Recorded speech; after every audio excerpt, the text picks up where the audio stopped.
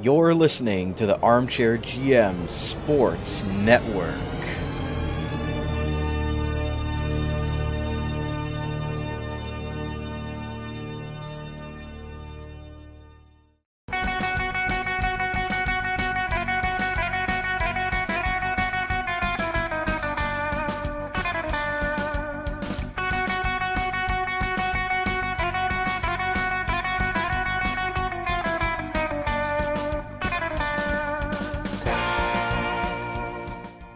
Time to sharpen those swords. You're listening to Sabres Semantics, a hard-hitting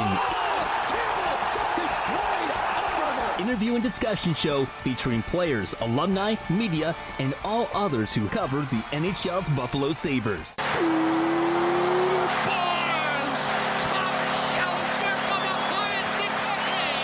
With interesting stories from the past and current objective analysis, this show is sure to provide an entertaining and unique perspective for both Sabres and hockey fans alike. Oh, brother, we are not worthy! Exclusively on the Armchair GM Sports Network.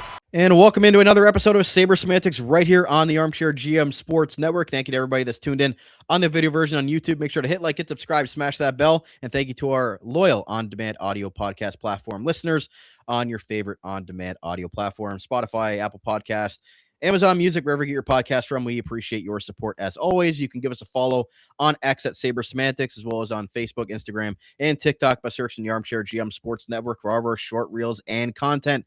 Brandon Caputo back with you today, joined by Joe Yerdon of Noted Hockey and Bleacher Report to discuss the Sabres coming back from the Olympic break. First game tonight in New Jersey to face the Devils. Injury report, everything that Joe's going to update us on regarding the team on today's episode. We got our fan poll as well, and a couple other things to note from the roster itself. And again, the Sabres sitting in a wildcard spot here after game 57 of 82. It's going to be an interesting final stretch here of the season. As always, Sabres Semantics is proudly brought to you by Global Pet Foods, where pets are undeniably part of the family. There are three great Niagara region locations in Font Hill, Niagara Falls, and Scott Street in St. Catharines. All that out of the way, Joe, appreciate you coming on. I'm sure you were on a long 3-week vacation somewhere hot, worldwide. Joe Yerdon, I'm sure it was somewhere fun. But again, appreciate you coming on. And, first week back at the rink, I'm sure it was exciting for you. But what's been going on with you and getting back into the swing of things? Yeah, it was a pretty wild vacation here in beautiful Buffalo, New York. Had full intentions of going home to Albany and seeing family, but bad sickness and illness and bugs and stuff like that are just keeping people knocked down. So it's hasn't exactly materialized into any visits away, but yeah, first week back from the Olympic break with the guys back in the ice for Buffalo, obviously minus Tage Thompson and Rasmus Dahlin for most of it. Was very training camp like, because it was, there was about a week away from all activities for all these guys, and then a week after that they're back out there skating, doing drills, all the stuff that you'd see before the season even began. But I guess it's that way when you get that much time away to kind of recharge and get yourself geared up for the final 25 games of the year. And yeah, it's very interesting to hear from a lot of the players this week, and hearing how fired up and excited they are for this stretch, and the perspectives of a lot of these players, and thinking about hey, this is the press for the playoffs. And more than a couple of guys were just like, well, we're in a playoff spot right now, so we're not chasing it. We got to hold on to it. And I'm like, that's a good point. Yeah, you do have to hold on to it. You gotta try to improve that standing too while you've got it. And to hear Rasmus Dahlin talk about how fired up he is to go after this and get it, and get to the playoffs and be able to do more with that it's really encouraging. It's setting the bar so that it's not just make the playoffs and be like, oh, all right, we did it, boys, we're there. It's let's get there and let's go win some games. Let's see how far we can get in this thing. I think it's really encouraging for a team that hasn't been to the playoffs before. And maybe a little bit extra motivation for Dahlin with the way things ended with Team Sweden. He looked pretty visibly upset with the way that game ended, in Sweden, maybe not playing their best at that tournament. So he comes back to Buffalo wearing the C extra motivated. Joe, we're going to start there, obviously, with the Olympics. Just quick general thoughts on, only the two Sabres representatives with Luukkonen being injured, but, Dahlin with Team Sweden, and then Tage Thompson taking home gold for Team USA. He had a great tournament, 3 goals, 1 assist, +3 in the 6 games. Played more of a third line checking role, which I thought was a little bit interesting. Given his big body, you sure know that he could play that, but, playing a certain role with that Team USA club. And obviously, as you see on the screen, that thrilling overtime victory, taking home the first gold since 1980 for Team USA. What did you think of number 72 away at that tournament?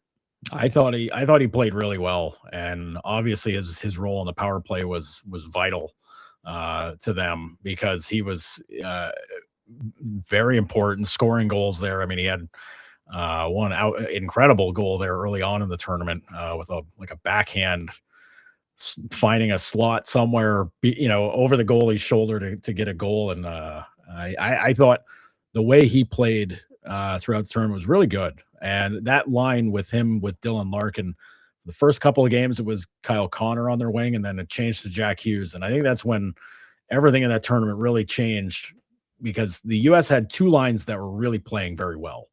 Their top 2 lines were really attacking the game, playing playing a great cohesive game. But once Jack Hughes ended up on that line with Larkin and Thompson, I think they had they were able to roll 3 that they could count on to really be productive, change the pace of the game, and go after it and get some goals. And granted, third line, fourth line, they weren't playing a ton of minutes. They were playing about 8 to 10 minutes thereabouts. They leaned heavily on their top lines and top pairs. But Thompson in that role, I mean, considering wasn't invited to play on the Four Nations team until the very last game of the tournament, where he got a late call to be a potential substitute there. But going from that to being on the third line, being a goal scorer and producer for that team, I mean, that's a huge glow up for him, and a great opportunity, and obviously you win a gold medal. You've done the job. You've taken care of things, and first gold in 46 years for the men's team is something else, and that's something to be proud of for the rest of their lives, honestly. And I'll be very interested to see how things go with Tage once he's back with the team. Maybe tonight. We'll see how things shake loose after stopping off in Washington, D.C. But yeah, it'll be very interesting to see how these guys press forward the rest of the season. Yeah, I mean, they still talk about that 1980 team to this day. So, I mean, Tage Thompson's part of this team, and, he's going to go down in American history forever. Jack Hughes scores the golden goal.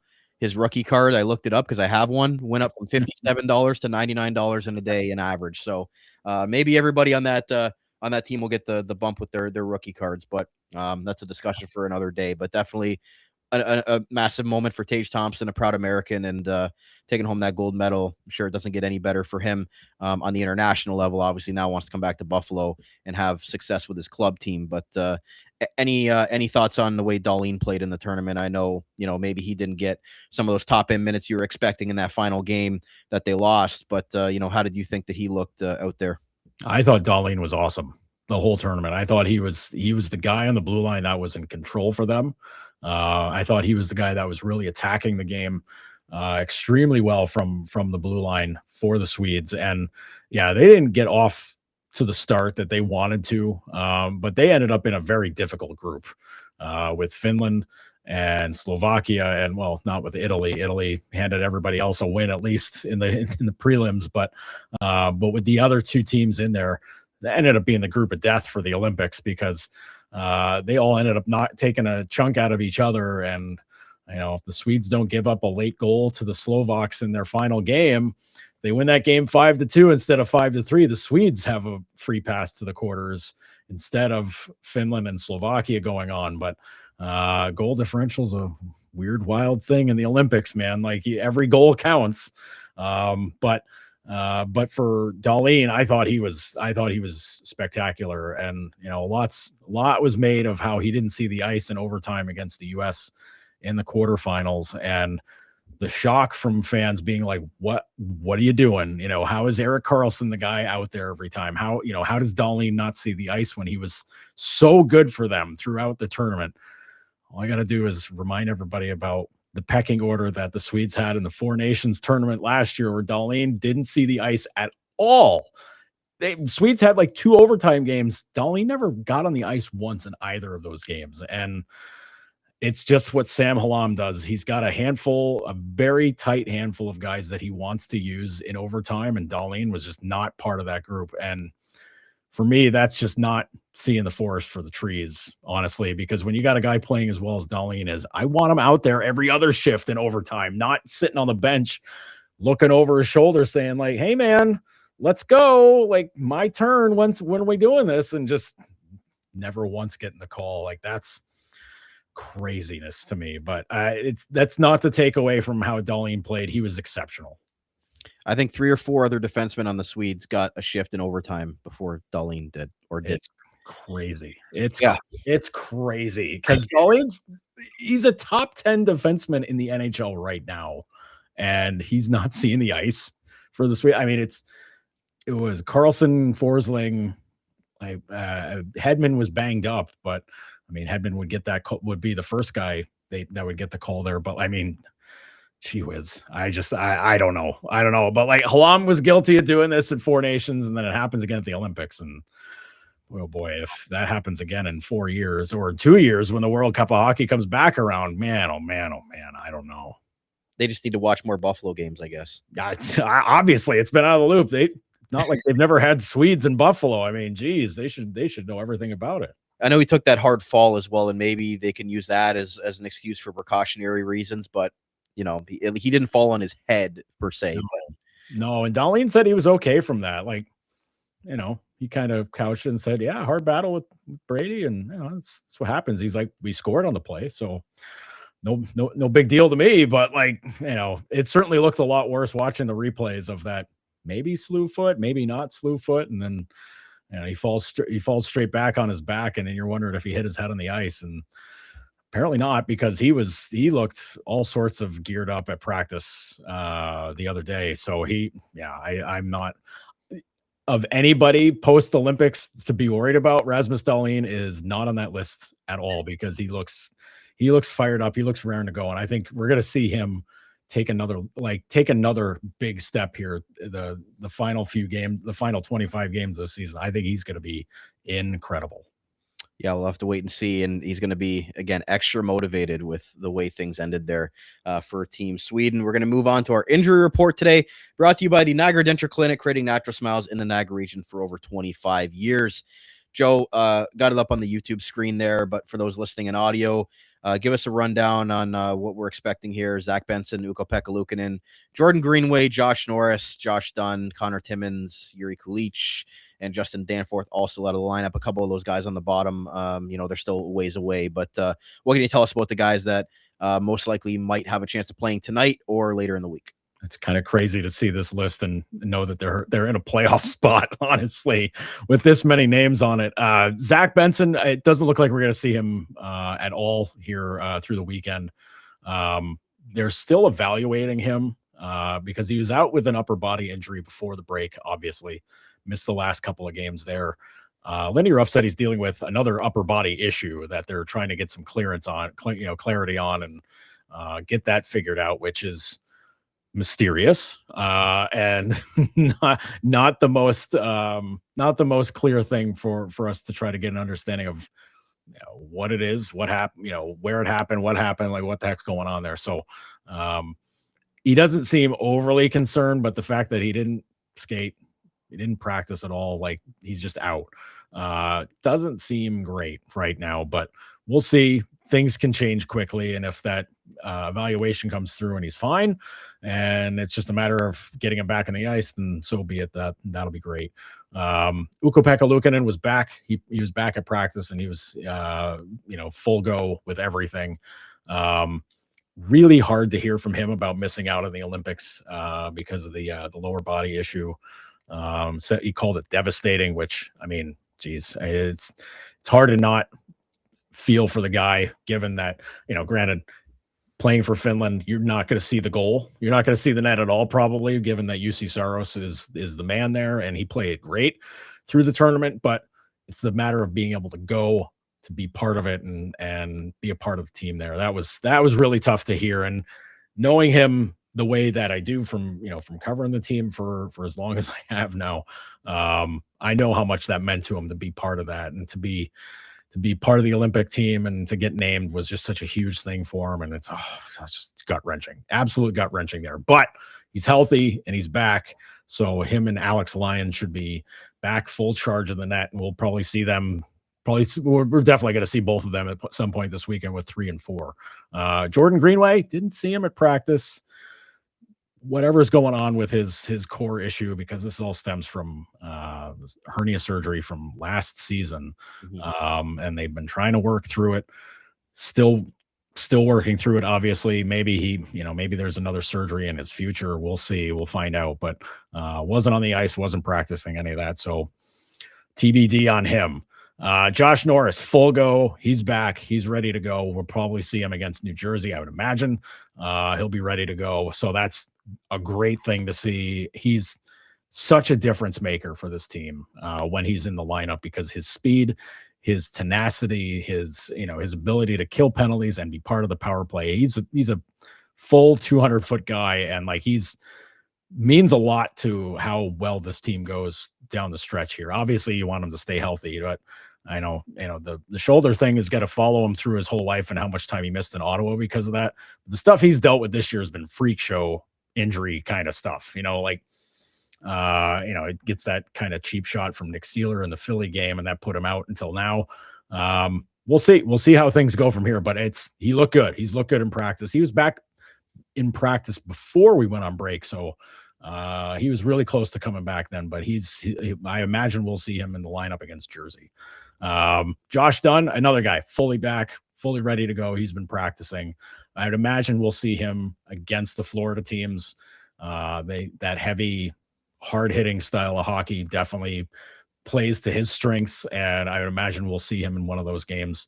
I think he's had a very good season playing in that fourth line role. I think he's one of those guys that helps make that fourth line keep going when you're moving guys around in the lineup and you're changing things around. Solid guy. Connor Timmins, did not see him skating, but he's got to be close. Lindy Ruff said he was close before Olympic break, obviously coming back from a broken leg. He was still on crutches, still using crutches before break, but given that his timetable was 6 to 8 weeks, we were in about that 6-week range at that point. So if he's not skating already, he's probably going to be doing that soon, and then we'll see where things go from there. Yuri Kulik, no update, unfortunately. The blood clot is a blood clot, man. You're just waiting for things to clear up, and he gets a good heads up from the doctor about that. So we'll see. Hopefully that something changes there. That would be nice. And Justin Danforth, well, we saw him in pictures at the Eric Church show, giving a hockey jersey to Eric Church. Him and Beck Mallenstein were doing that. We know, I think he's got the brace off his leg and all that stuff. So I imagine I think he was skating away from the team before break. He hasn't come back to practice, but that clock's got to be ticking. That's got to be coming soon. And I think it says right there, early March for Kulich is going to be reevaluated. So like you said, who knows if we'll see him again this season. But good news on the Norris front, the Josh Dunn front, and the Luukkonen front, I guess. That Benson fall that he took, I think it was against Florida or Tampa. I can't remember which game it was. I think it was Florida. But hopefully but you said it might be not related to that. So who knows? Yeah, that's a really kind of odd one, just because Lindy made it a point to say, he's dealing with something else that we're trying to get some clarity on. And it's like, oh, okay.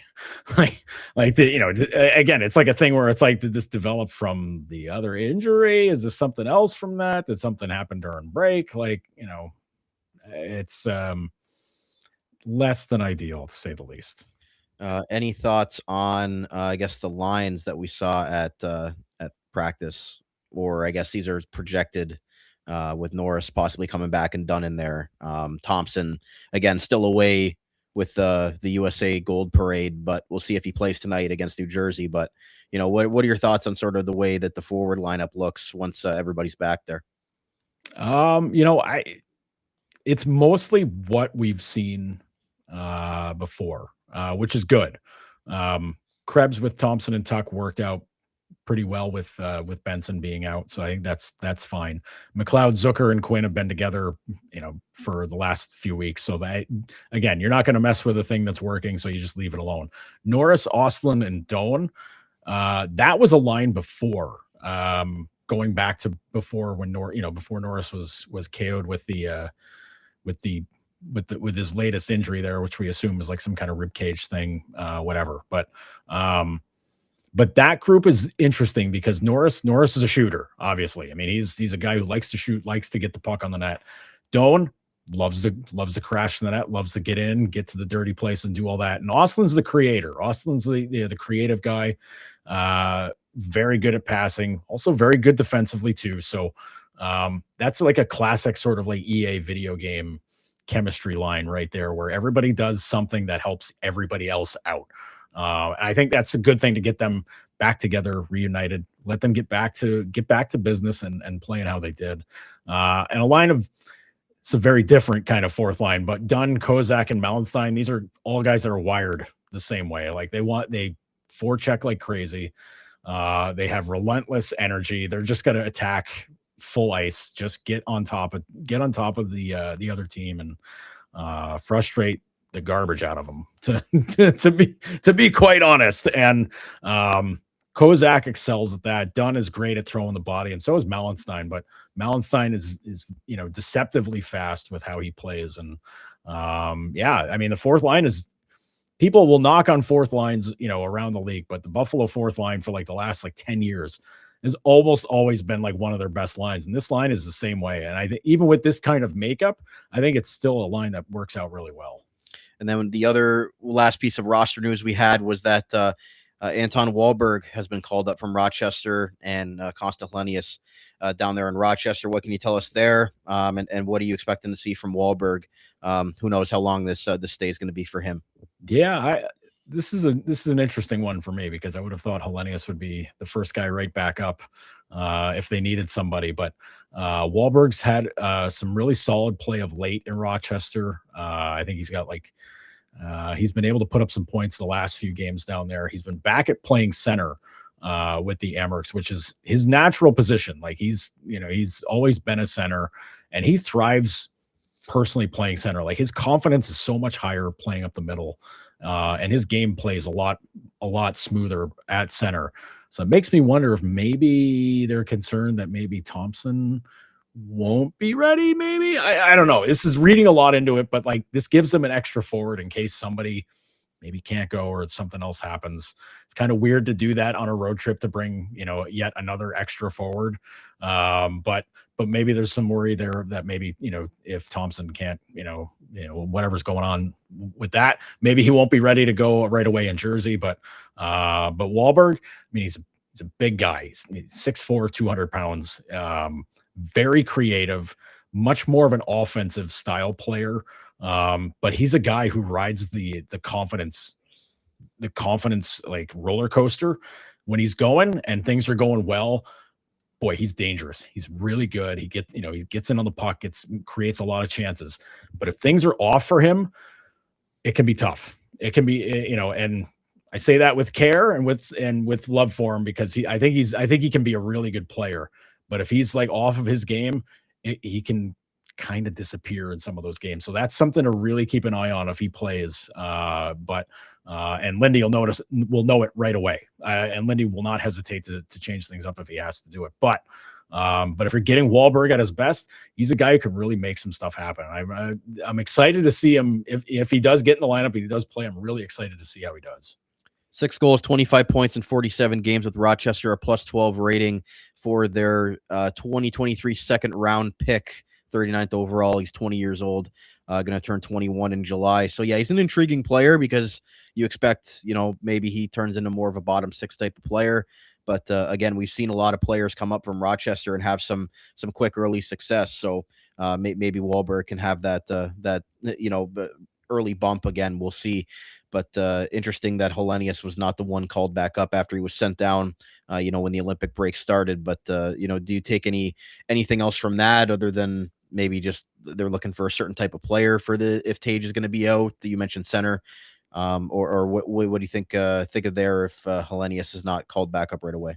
It's easy to read a lot into this because they didn't practice on Tuesday, after making this recall. So like, we don't know a lot of what's going into that. I don't know if Wahlberg's a guy that maybe they want to get in there to play the wing, maybe have Krebs slide down and play on the fourth line where he had been before, and kind of make things go from there. We don't know if if Tage is going to be available or not, so maybe you want Wahlberg at center, have him play there. But with the difference in Hellenius and Wahlberg is obviously the size. Hellenius, not a big guy, plays with a ton of grit and a ton of tenacity.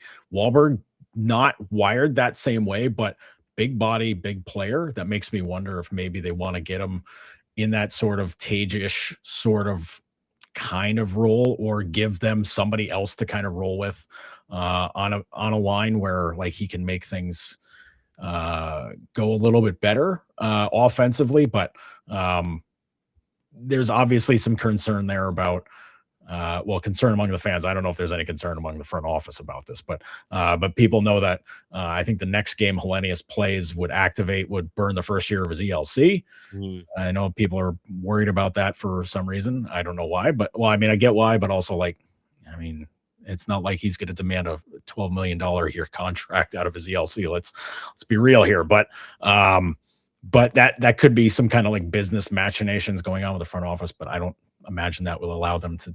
I don't think that would dictate how they want to roll out the best lineup possible if needed. So I think we're looking at something that's more of a particular use case for Wahlberg if he gets in there. Like the size, and I think the size is the big factor of it, the size and also the offensive creativity.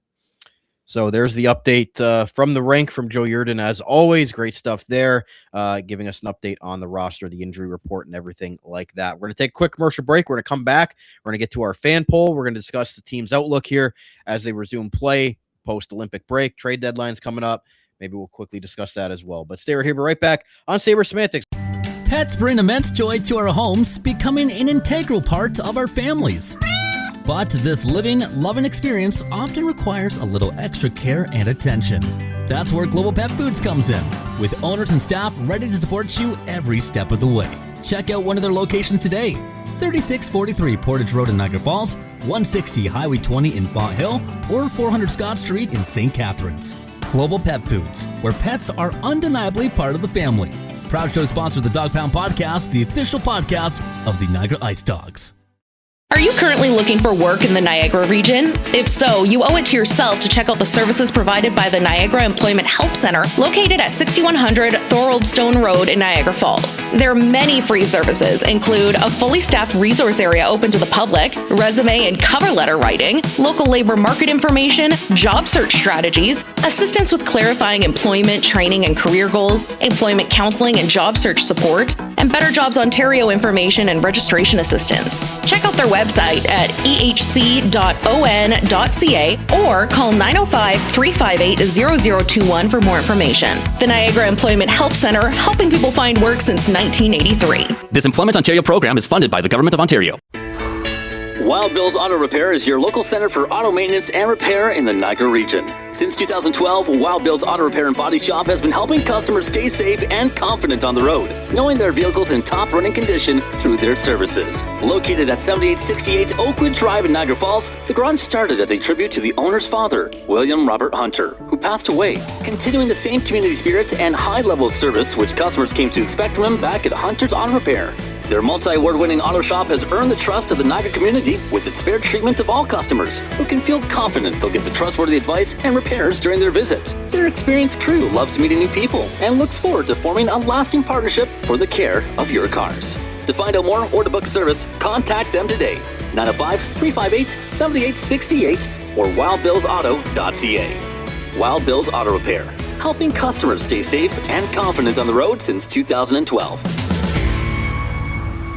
J&L Flooring is a Niagara-based specialty flooring and design company. They take great pride and provide elite customer service and support. They are a specialty flooring and decor boutique shop with a beautiful showroom, great pricing, and a wide variety and truly unique selection of products. All their products are environmentally friendly and responsibly produced, so you can feel good about your flooring choices. Their goal as a local business is to build authentic relationships based on honesty and integrity that they foster with respect and authenticity. Offering a unique and wide range of quality products presented by a knowledgeable and patient team, they connect with our customers, simplifying the process to make your life easier and to make your home more beautiful.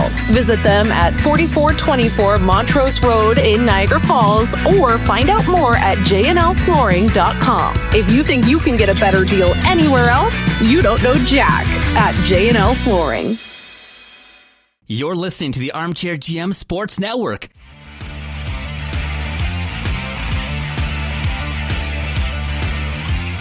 Hey, hey, here we go. It's hockey night in Buffalo. Hey, hey, here we go. The boys in blue, white, and gold. Hey, hey, here we go. Make some noise, get in the zone. All for one and one for all. Let's hear you from your heart and soul. And we will stand raising our hands, saying, let's go, Buffalo. Let's go, Buffalo. And we're back for part 2 of today's Sabres Semantics episode right here on the Armchair GM Sports Network. Again, thank you to everybody tuned in on the video version on YouTube. Make sure to hit like, hit subscribe, smash that bell, stay up to date with all of our video coverage here on the network. Comment your thoughts on today's episode as well. We always love to hear from our listeners and our watchers here on the YouTube side. And thank you to everybody that's tuned in on your favorite on-demand audio podcast platform. You can also give us a follow on X at Sabres Semantics, as well as on Facebook, Instagram, and TikTok by searching the Armchair GM Sports Network for all of our short reels and content. Brandon Caputo back with Joe Yerdon of Noted Hockey and Bleacher Report, continuing to update us from there in Buffalo with the team coming out of the post-Olympic break, beginning tonight against the New Jersey Devils. Joe, let's discuss quickly, the state, like, win percentage. This was an interesting tweet that I found from Frank Saravalli right before the break. The standings, the Sabres have the 9th best winning percentage in the National Hockey League. The way things were going in November, who would have ever thought that? But a lot of encouraging things with where Buffalo is right now. But again, as we know, with responsibility comes expectation, and vice versa. So how do they keep up this momentum as they come out of the post-Olympic break, and maybe not necessarily at the best time because they were playing some good hockey before the break happened? Yeah, this is going to be really this team's gone through tests all year. Tests of, are they actually good? Are they over some of the issues from the past that made them, maybe, fall apart at times in previous seasons where, you take a bad loss and then that one loss turns into 4 or 5 in a row. And then, things kind of get sideways from there, or getting too high on a win streak and being like, all right, hey, we got this, we're locked in. And then you lose a game. And then it's like, oh no, it's like the old, Sandler movie thing. It's like, oh no, we suck again. Then, things come apart at the seams, but they've weathered all of that stuff this season. The way the year started, the first month and a half, 2 months, that would have been enough to bury previous iterations of the Sabres pretty quickly. And instead, you win 10 in a row. Obviously that changes everything, but it was the fact that they won 10 in a row, and then, you lose an ugly one in Columbus. And then you're like, okay, well, how's this going to go? How are they going to handle this? And then we just kind of like, yeah, whatever, we'll just go win the next one or the next 3 or whatever it was, so this is a different kind of wrinkle though. Like, you've had 2 or 3 weeks off, the last handful of games before the break, that ugly loss to Pittsburgh where everybody's just kind of got a foot out the door waiting to go to the beach. But, and a tough loss against Tampa where they got that game. The game was all but wrapped up in regulation. Then, a late goal ties it. Gensel gets the breakaway goal in OT to win it. And you're just kind of like, all right, that's not great. But you see, the schedules is unrelenting. And, Alex Lyons made it a point to say throughout the year, the NHL will break you. And yeah, this schedule is gonna throw them right back into the fire. You're talking about a Jersey team who, on that that list of the winning percentages, 509 winning percentage, and it's like, oh, they're 26th in the league. I'm like, yeah, but they can still be a playoff team. They can still win a wild card spot somehow. So, so you've got them, and then you've got rematches with Florida and Tampa again before you deal with Vegas coming to town, and then it's like, oh boy, like it's you look that schedule over the last 25 games, and like it is unrelenting. It is absolutely brutal. And it is compact, like, because we're talking about a run that's going to take them up until the middle of April when the regular season ends. And like, that's what, 7 weeks, 6 weeks, 7 weeks, something like that. Like, and it's 25 games in that amount of time. Like, that's crazy. So they cannot come out slowly. Like, yeah, I mean, if you want to lose the first game, okay, fine. Everybody will freak out here, but like, you better win the next couple or win 2 of those first 3 and kind of keep everything cool.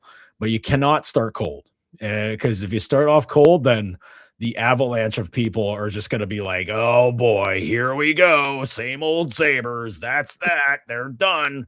And it just gets really awkward from there. So that's kind of the devil they've got to beat back. And like, they've been beating that devil back, and this is not a pun based on who they're playing, tonight, but they've been keeping those old demons off their heels, like ever since they got hot, and they've stayed hot. And it's not even like they're hot. They're like, no, they're just this good. Like, this team is this good.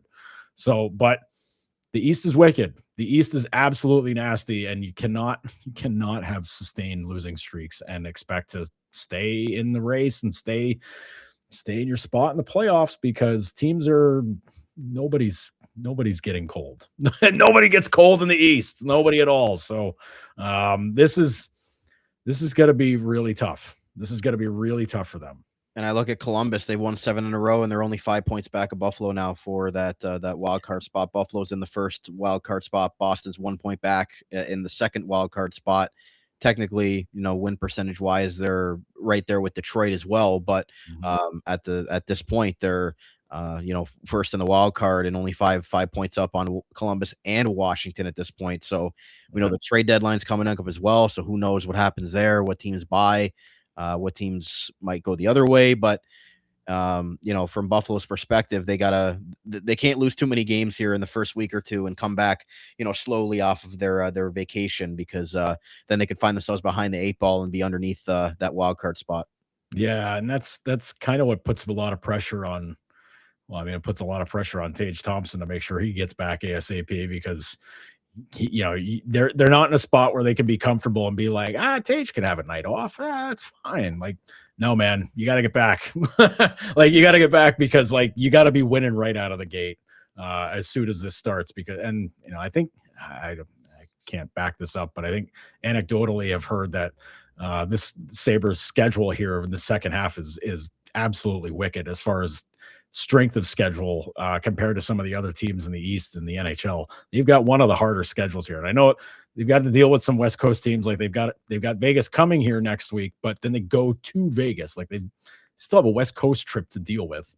They still have to go to Chicago. And I know Chicago's not having a great season, but they struggle in Chicago still somehow. But like, and their last game of the regular season is against Dallas. Like, I really hope they don't have to play for, you're hoping that last game you're not having to win for a playoff spot, but geez, man, the last team I want to be dealing with is Dallas. I mean, granted, Dallas is probably, gearing up for the playoffs in that last game, but also they might be trying to win home ice. I mean, I don't want anything to come down to that last game of the season if I'm Buffalo, but like, you just have to accept that, like, the schedule is what it is, and you still got to take care of business. And I think that's probably the approach they're going to take with this is just, hey, like, just face whoever's in front of you and take care of them that night and move on. And they've been good about doing that this year. It's not like they've gotten ahead of themselves or let things linger in, to affect them negatively this season either.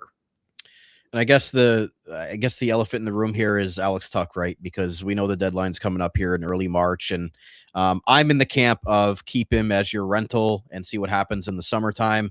I just think keeping Alex Tuch is going to be way too valuable of a piece to let go.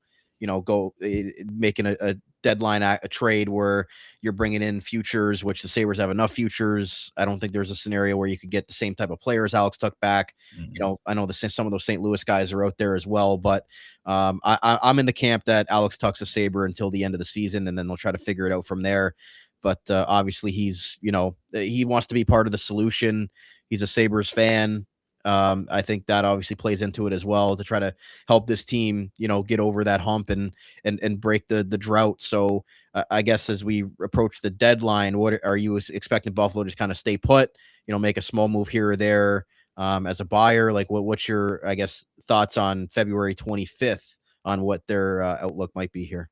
I think if they're buying, it's going to be for small pieces here or there, or if maybe the news on Benson's a little bit more difficult than they were anticipating, then maybe a slight, a more, not a huge move, but like a more substantial trade than you're looking for, maybe guys that can fill in on like the third or the fourth line, or like a third pair defenseman to kind of bolster your back end a little bit more and give yourself a little bit more, maybe not grit or toughness or that kind of thing, but just maybe a little bit more cachet. I think NHL veteran cachet, that kind of thing, to be better, to be a deeper team and to have a little bit more oomph, I guess, for the overall lineup. But when it comes to Tuch, I mean, that is we'll figure it out after the season's over situation now. I mean, that, once they didn't get something done before the year,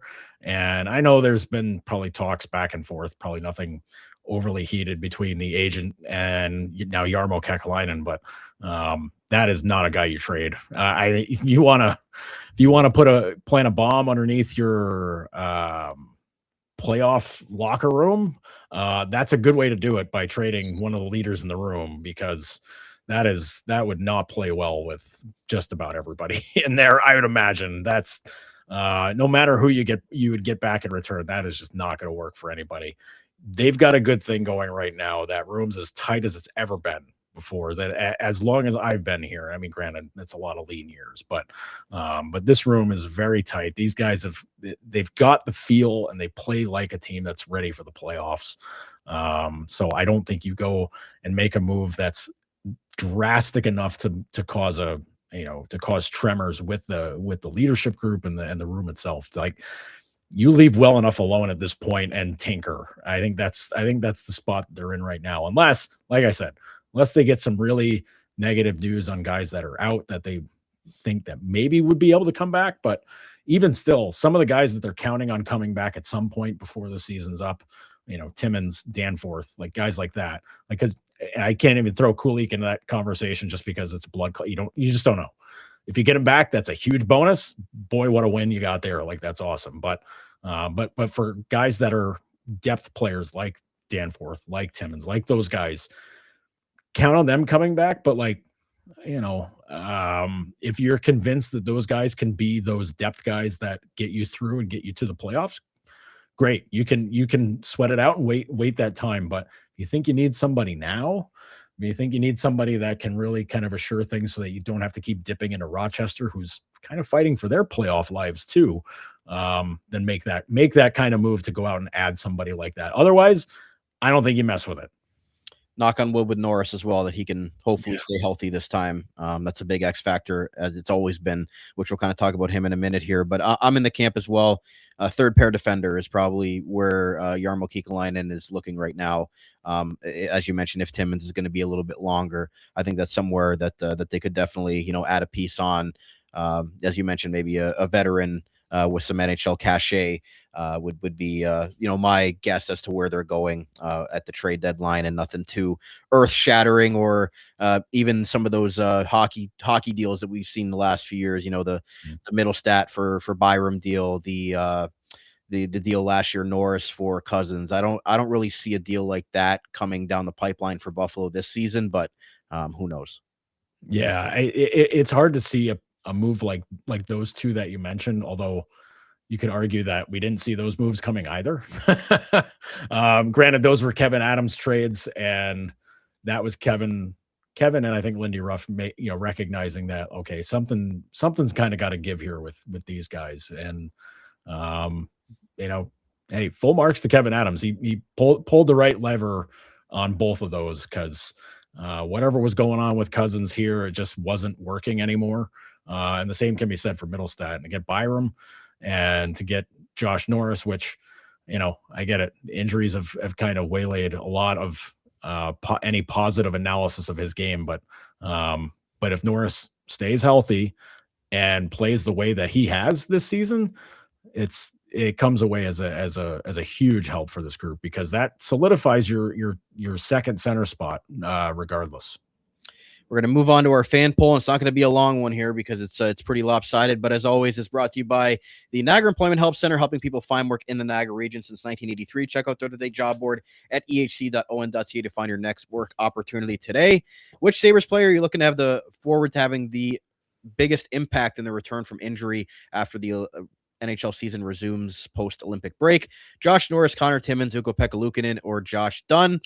100% Josh Norris on this poll. I guess, maybe I could have tried to come up with a more creative fan poll, but I was really interested to see if anybody was going to pick anybody other than Norris. But I guess I was wrong and foolish in thinking that. But Norris 100% on this poll, Joe, and I know everybody's excited for his return because he's got 19 points in 22 games as a Sabre.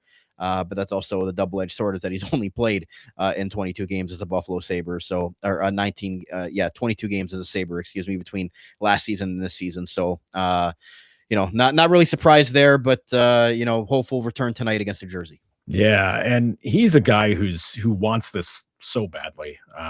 We spoke to him before the break, talking about and like. It's tricky to talk to a guy that's gone through like this injury stuff so many times in his career. And even just here in Buffalo, I mean, this is second or third time already where we're, he's rehabbing, he's, getting ready to come back. And, the last couple of times we've had like those scrums with him where, he's back skating with the team and everything. And it's like, all right, time to talk to him. My whole approach to it is like, don't ask a single stinking question about coming back from an injury. Cause what's he going to say that's going to be any different than what he said before? And other than his tone of just being like, yeah, I'm sick of having to do this too. Like this stuff sucks to have to deal with this. But talking to him this last time, and granted, this is a few weeks ago now. His feel like is like he feels like he's missed out on a lot of stuff with this team, with the win streaks and everybody kind of coming together and getting into a spot now where they're a playoff team. They're a team that's not just in the playoff race but in a playoff spot right now. And he feels like he's kind of like not left out, but like he feels like he's missing out on a lot of good times with this group. And one of the things that he said that really struck me was that he doesn't feel like he's been like part of this team because he's missed that time. And I'm like, dude, you should hear the way these guys talk about you when we ask them about you. Like they love his game. They love the way he plays. They love the way he goes to battle for everybody. And the way he attacks the game is completely in line with how this team plays. So, they absolutely miss him. They've 100% missed him because that, even though the center play has been good with Thompson and McLeod and Krebs and everybody down the middle, like everybody's done their job. But boy, having Norris makes them so much deeper down the middle, and it makes them such a more dangerous team offensively, in all facets. It from 5-on-5 to power play to even shorthanded, because he's been good at winning faceoffs and good defensively. But he's a guy that means a lot to them, and to get him back in there and knock on wood, stays healthy, boy, it just changes the outlook of this team so significantly that it makes a big difference for this group to get him in there and get him playing. Like if he stays healthy, he is just such a difference maker for this group because he can help make everybody else go even more. And on our last show that we did right before the break, Joe, I had talked about Norris's biggest, I guess, hurdle is his availability. And that's always been, 66 games in Ottawa, and that's his career high in the NHL, 56, 50. He's never been able to play more than 66 games once in his National Hockey League career. And, we know what he can do when he's on the ice, but, when he's not available for the team, it just, I know they've played well without him in the lineup, but you just, I guess, wonder and, dream about the potential of Norris playing a full season and, 57 of 82 games now. You expect, if he can finish out the rest of the season healthy, where he stacks up as far as points per game, because he's always, been near a point a game type of player when he's in the lineup. So, it's always given you that, those hopeful and wishful expectations of, where he can take this team, because when he's in the lineup, he's such a valuable piece, and he's a difference maker out there. You mentioned everything, all the attributes he brings on the ice, maybe even, as developing a leader as well. He's only 26 years old. So Yeah. there's a bright future and a long runway here if he's able to have that, long injury report of his, start to go away. But it's always one of those interesting X factors when you talk about the Sabres is number 9 going to be in the lineup or not? And if he is, what does the team look like, as opposed to what they aren't, whether he isn't? But they've had guys be able to fill his role. But, as you mentioned, with this many games in a short amount of time, they need him to be there for these tough games if they're going to be a team that wants to be in the playoffs, I feel like. Yeah. And for me, there's a lot of like personal pride on the line here for Norris too, to stay in there, because the last thing any player and any player in their career wants to have is like, boy, if only he could have just blank. And in Norris's case, boy, he's a great player if only he could just stay healthy. Like, nobody wants that to be like their player bio tagline. Like, nobody wants that. And unfortunately for Norris, that's kind of where it's at right now with him. You go back to that season in Ottawa, and he had 35 goals, and everybody's like, whoa, hang on a second. This dude could be, sniper for life if he's going to do this kind of stuff. But, the shoulder issues and everything were just such a painful thing to watch from afar, because it's like, man, this guy is so good, but if he can get that butt cut out of there, it's just a terrible thing to say, but if he can get that exception, that whole thing where it's like, boy, if he could be so good if only he can just stay healthy. If he can get that fixed so that he's just healthy all the time and producing, scoring goals, setting guys up, and just doing that all the time, man, oh man, it's the dream fulfilled. And it's kind of the hope, and the hope that Kevin Adams had in acquiring him was like, boy, this guy's so talented, and if we get him here, he's almost past all the shoulder stuff, we get that out of the way, boy, this guy's going to be a gamer. He's going to be a player for us. And, they acquired him. He already had a different injury going on that that caused issues. And, this, what's going on this season has been something, completely else. We're pretty sure. Yeah. I think we were told that was something completely else, but like, get this stuff out of the way, get this stuff taken care of, and just, keep yourself healthy, keep yourself in the lineup, and keep playing, because he can score goals. He can play great offensively, and he's got the two-way game that can set him aside. It's hard to not root for a guy to see him just get past all this stuff and just be a legit great player. I guess in talking with him, how are his spirits, and how has he sort of gone through this process of the rehab and all the things that go with not being able to be on the ice? You mentioned that he talks about not, feeling like he's fully a part of the group, even though they love him. Like, how is his approach day in and day out at the rink, just to try to get back out there? At the rink, it's, for any player, the best place to be is at the rink, because you're with the guys, you're with your teammates, you're playing, you're skating, you're doing all that stuff. For him, the rehabbing and all that stuff coming back from injury, I mean, it's just constant frustration. It's being fed up with being hurt, mostly for him. And again, you can sympathize with anybody who's kind of going through that. You see it on their face, you hear it in their voice, you see it on their face, and you're just like, man, this poor dude, like, just, you're just like, get past it, get over it, and then let's see where it goes from there. But on the ice with these guys at the rink, man, like, he's as fired up and ready to go as anybody else out there. And, there's nobody who wants to put all this stuff behind him more than Josh Norris does. That's for sure. But it's the kind of thing where, if he can do it, then let's see what can happen there. And I think, you're kind of, it's not leaving it up to fate, but you're kind of like, all right, we've got past this. Let's figure this out, and let's see where he can go from there, and hope if you got to add some superstitions to your life to help you get through the day, then, do what you got to do, tie your shoes the same way every day, or, be like Crosby, have a peanut butter sandwich at 5 o'clock every day, before a game or every day, do whatever you got to do that puts you in the right frame of mind to get your mind, body, and spirits aligned for it. Well, Joe, again, Sabres first wild card spot through 57 games of 82. It's going to be a gauntlet down the stretch here. I guess final thoughts as we, get back into play tonight against New Jersey, and with the trade deadline cloud looming over, and that'll pass as well. But I guess final thoughts here, resuming play after the post-Olympic break. This is going to be fun. I think, which sounds kind of wild to say that, given that Sabres fans are really stressed out about all this, because it's been a long time since they've been in a spot like this. I mean, even a few years ago when they finished a point out of the postseason, they weren't in a spot where you're like, oh boy, this is a playoff team.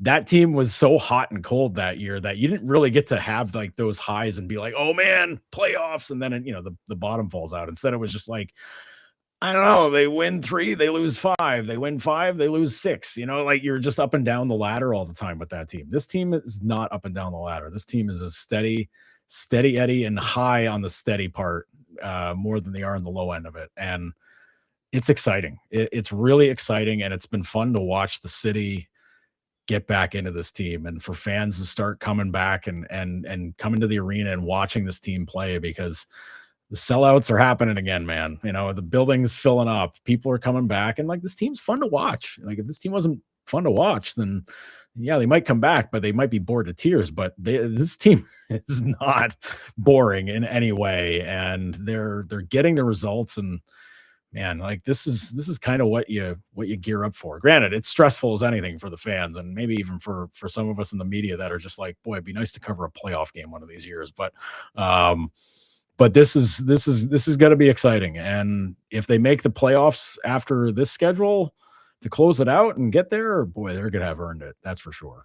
Yeah, it's almost, you don't want to put more pressure. Everybody knows the totality of what this means for the franchise, trying to make the playoffs for the first time in 14 seasons. Like, everybody knows that, but it's putting that all together and knowing that it's right in front of them, and if they just take care of business this last stretch of games, they'll be there. But it doesn't, I don't want to make it sound like a movie where it's like, the Sabres more than any other team need this, but I feel like any teams in the National Hockey League that could use a bump like this, even with them hosting the NHL draft coming up, I think that the Buffalo Sabres, I think we're a team around the league in general would be a team that people want to see get in and want to root for to finally, have that moment again, because it's been just, such a long road to get back to this point to even be in this contention. Yeah. The sweetheart role of the, not, maybe not America's team, but like